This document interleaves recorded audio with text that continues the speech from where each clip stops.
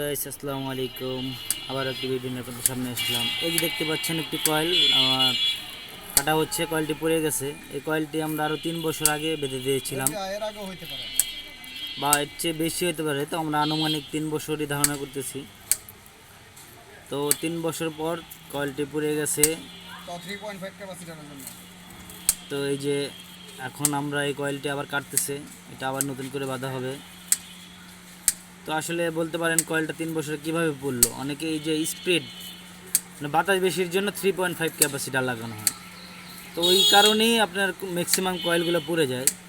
তো সবাই আশা করি একটু কম বাতাস হলেও 2.5 ক্যাপাসিটার ব্যবহার করবেন।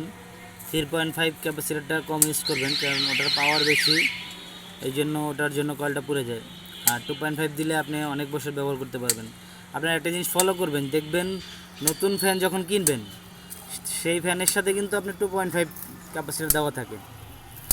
এটা তো আমাদের কথা না, ডালে তারা গবেষণা করে ইঞ্জিনিয়াররা পরে এটা দেওয়া হয়। তো আমরা ওটাই ব্যবহার করার চেষ্টা করব সবাই, তাহলেই সবার ফ্যান ভালো থাকবে। আশা করি ভিডিওটি ভালো লাগলে অবশ্যই চ্যানেলটিকে সাবস্ক্রাইব করবেন, বেশি বেশি লাইক কমেন্ট শেয়ার করবেন।